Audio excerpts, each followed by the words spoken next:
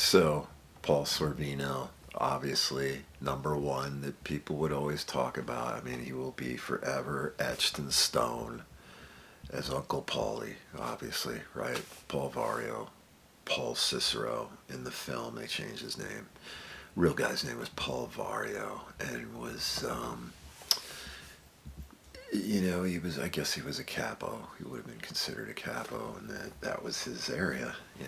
That East New York, Brownsville, where Henry Hill grows up. Segue a little bit into some personal stuff because I have a very specific insight into this film and what Sorvino does playing a wise guy. I'd argue in some ways he's maybe the most important character in the film. I saw Goodfellas. Basically, I've never quite framed it this way until very recently. Until I was telling a younger guy about this, and he said, "Dude, those were the Goodfellas, right?" And what I'm talking about, I saw Goodfellas in Milwaukee, Wisconsin. You think right off the bat, well, dude, so what? Milwaukee. Well, however, it's associated with the other Marty Scorsese, uh, Martin Scorsese companion piece, Casino. Okay. There's a guy named Frank Balister. Casino's a story of Lefty Rosenthal. That's the De Niro character, and Tony Spilotro is the Joe Pesci character. Their friendship and controlling the Stardust Casino. Stardust was bought by these guys who controlled Teamsters Pension Fund. That deal was put together by a mob boss named Frank Balistreri, not Iupa in Chicago, although Chicago was obviously the most important piece, but it was Balistreri who put that deal together to buy the Stardust, the Fremont, and two other casinos. His two sons were attorneys who had gone to Marquette University, and they found this squeaky clean front man, the Alan Glick character. In reality, put that deal together. Hicks' nickname was the Mad Bomber. It's actually Balistreri who put the bomb under Lefty Rosenthal's car. He knew he was working for the feds. That came out years later. And I was working in a couple of places. One that was owned by one of his guys, Giovanni Safina. I was delivering pizzas for Via Rosa. I knew some other guys. I don't want to get into too much detail. I knew these guys. I mean, when I when I saw Goodfellas, let's just say I was in a couple day bender, kind of in a blackout.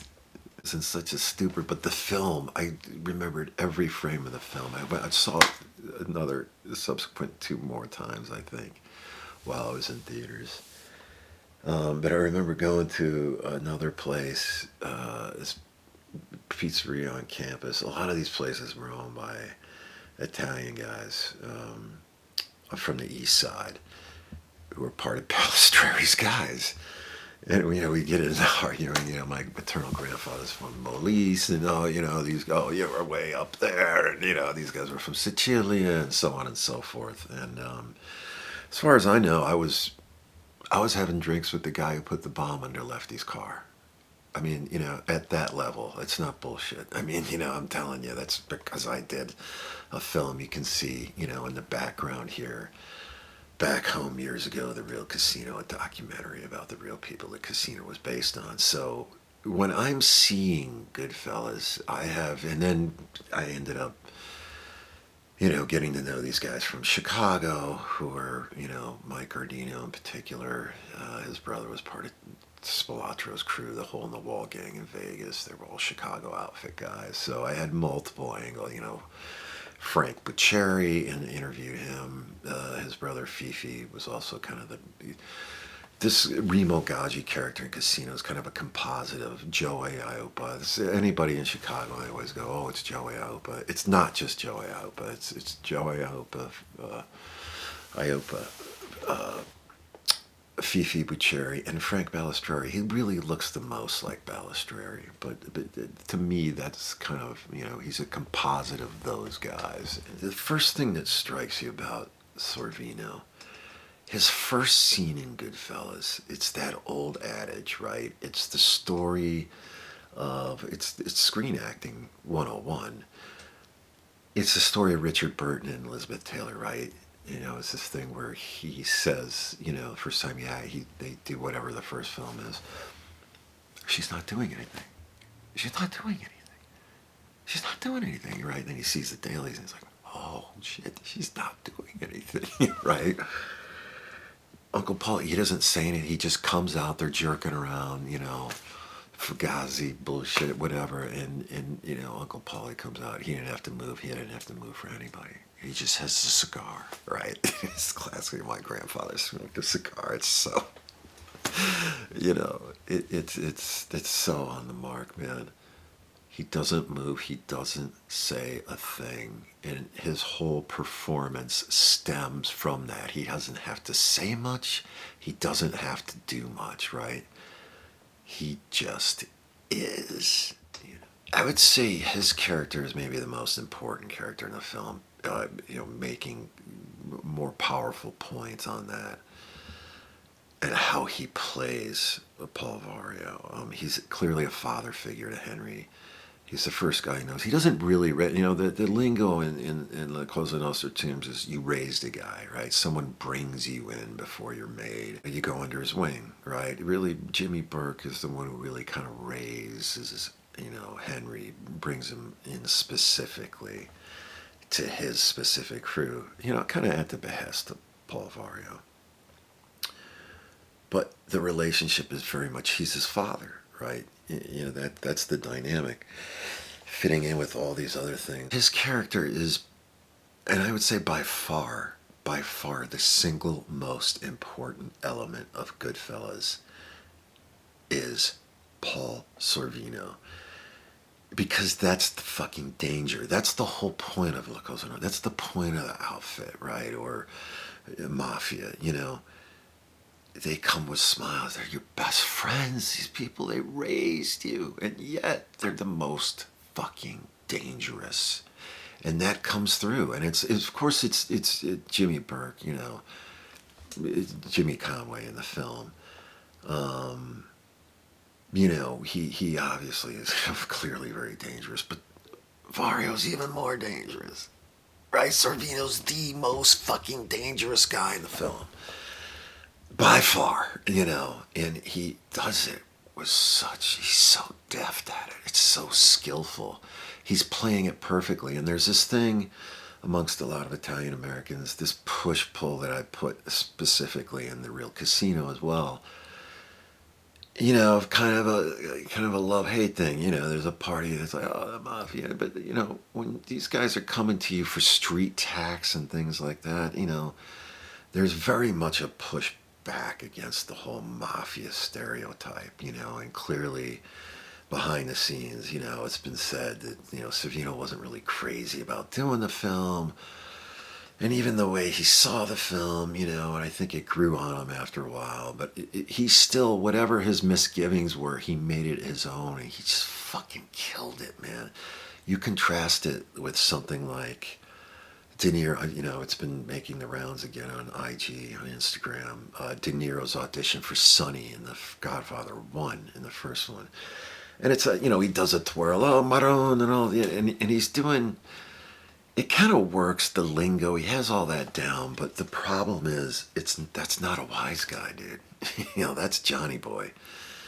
Right? In Mean Streets, look at Cesare Danova, the guy who plays whoever, the boss of the neighborhood, that's a wise guy. Paul Sorvino, that's a wise guy. Even Sonny, Khan doesn't bounce around and move, he's angry, he has that temper, but he plays it physically more restrained, it's like it was infamously said of Tommy Bellotti, who was Bellotti was the hitman, the bodyguard for Paul Castellano. That, when this guy walked in a room, the temperature dropped a couple degrees, right? That's Sorvino and GoodFellas. The temperature drops a few degrees. You don't need all this. It's not like the movies, all this yelling and screaming, And so, he plays that beautifully, and the emotional elements, the ties to Henry. You know, especially at the end, you know, where he's also hurt. You know, he's hurt that this little fuck turned on him, you know, someone that he really loved, you know. And I think there was that love. And he just plays it masterfully. He really does. I mean, if he falters one iota, the film does not have the power that it does. But he doesn't falter. He kills it on every level. His performance is unbelievable, and he's really rooting the film in tremendous veracity because it is exactly what these guys are like. You know, that's what Frank Cherry was like. It was, you know, probably equivalent level, maybe a little higher, really, up the ladder, but Cherry was. But I mean, it's that gravitas. There's no other way to describe it. It is a certain gravitas, you know. And yet the warmth, right? You know what I mean? With the dinners and everything, you can tell he has a real warmth towards Henry, you know, and those scenes with Ray, and I mean, they're just, again, reminiscent in many ways of his scenes with LeVar Burton, you know. I mean, it's just, you can't say enough about how fucking great this guy is.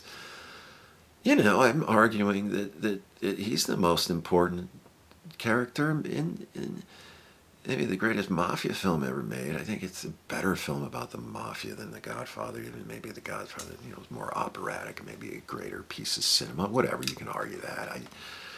I really love Goodfellas, you know, but I think it's, if it's not Marty's best film, it's right there.